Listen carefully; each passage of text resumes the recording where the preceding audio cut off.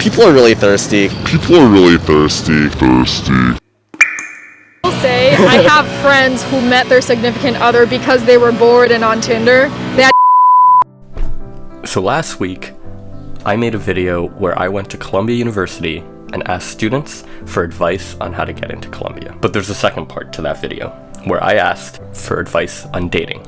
So keep watching to see what advice New York City college students have on dating and relationships. So if you could also subscribe to my channel right now and like this video, it'll really help my channel out. Also, leave me a comment on your thoughts on any of the questions that I asked in this video, and we can have a discussion going.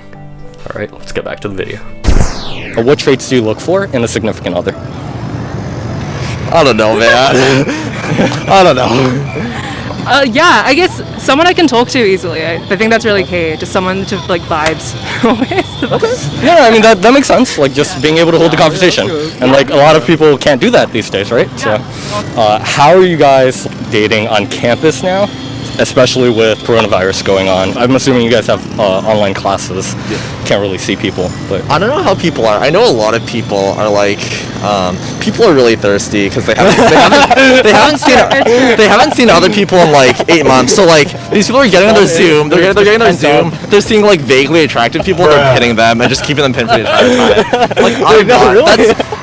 Wait, are you familiar with Columbia Confessions? It's full. No. It's basically people are just developing crushes on random other people in their class, and then now they know their names because it's under there. right on the Zoom. And they're just pinning them. It's weird. It's weird.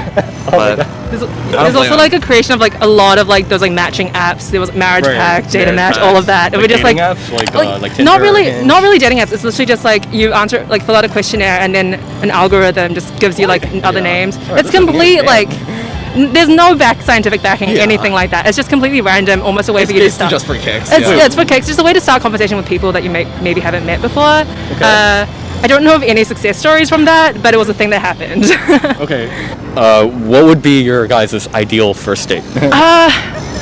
Just like walking around and like talk, like just like feel like those ones where you can actually just like talk to talking. I think it's useful. I know like art galleries are really good like social distancing like locations right now, and Like museums? Museums and art galleries, especially in this like in New York, and it's like there's nothing more fun than like shitting on the same piece of art together. Like, Turn-ons and turn-offs on a date. yeah, it's always like vibes again, but like they always classic thing of like being rude. And right now, if like they don't care about like COVID rules and stuff, that's huge. But just like general like awareness and consideration of other people, I think is a huge thing that really is like at least the baseline for me. I'm just like not being an asshole. Okay. And what about turn-ons? Haven't figured that one out yet. What traits do you look for in a significant other?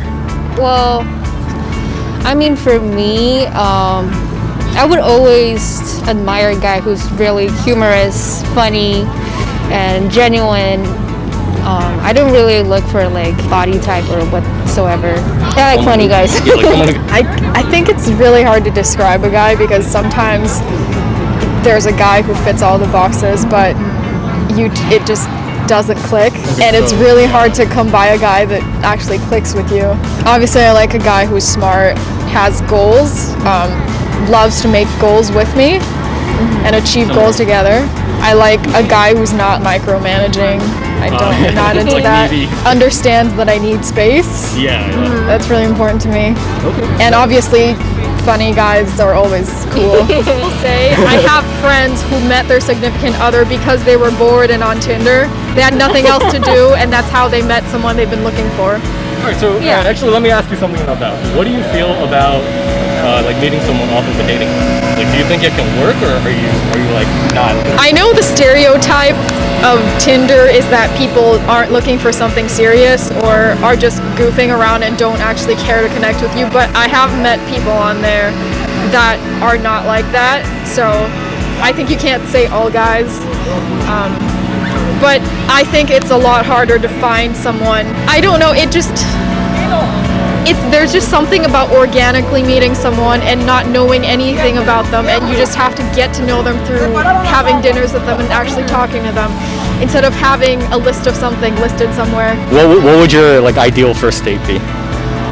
I wouldn't say something romantic because it really gives me, like, I get really nervous if they tend to make it like romantic or So like you don't want they the try pressure. too hard. Yes. You don't want that much pressure. I just like to have some fun and get to know the person really and see their true self. I would always admire that. I think this one's tricky because if you do something like watch a movie, you don't get to talk to the person. I think movie is always not the good. Yeah, you don't get to talk to the person, but with dinners, sometimes it can feel like too much pressure to talk. Yeah. So maybe like bowling to break the ice, Bowling. and then, or skating to break the ice, and then go to dinner after. I think it's honestly less pressure, and it doesn't feel like an interview as much. You know? Not like this. So what are some turn-offs and turn-ons when you're on a date? I'm gonna be really honest here. When a guy doesn't offer to pay, like I will always offer to pay. I will always offer to pay. But if the guy's like okay, it's like I don't know. I don't care if like I don't care if I end up paying. I want him to offer to pay. Where to like initiate, right? Yeah. If a guy doesn't stop talking about himself and doesn't ask you questions, Wait, that's a turn-on? that's a turn off. Oh, okay. Of course, I want to hear about the person, but I also want them to ask me questions. If he doesn't look like he's listening, that's not good. Turn-ons would be, I like guys who smile a lot. Yeah. Reactive to what you're saying, as in, again, goes back to the listening thing. It sounds like they're listening, so they ask you questions that have to do with what you're saying and engaging with you. I don't like people who talk about fishing or the gym. I like guys who have interests that they are really passionate about that they can tell me about. What traits do you usually look for in a significant other? Someone that's funny, I think. Someone that's smart and funny we have a lot to talk about. What would your ideal first date be? I never have an answer to this question. I literally have no idea. I know, that's so lame. I don't know. I mean, like... A museum. Okay. So, like, you think just... Yeah, like something fun and and, like, casual. shitting on the same artwork? Yeah, of course, always. So, what traits do you look for in a significant other?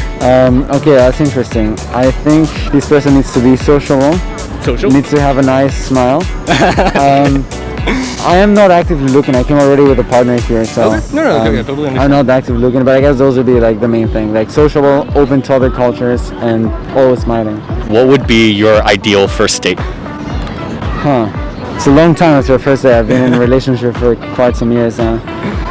I guess like a nice dinner, maybe some night drinks after that, and like trying to go out with some of my friends and see like how the vibe is, also with my friends. Okay. What are some turn-offs and turn-ons when you're on a date with someone? Turn-offs, smoking. What else? People that speak bad about other people, like, you know, when you go out with someone, like a lot of their conversation just focuses on like criticizing or gossiping. That would be like turn-off. It's like a negative vibe that Yeah. they bring up, right? Okay. And turn-ons, I think the smile again. The fact that they're like open to meet new people. I think for me they're very important people that are like very open to just meet a lot of people. I think that's like one of the biggest things. And just like someone that like wants to have fun and like willing to go out and like do different stuff, try different things.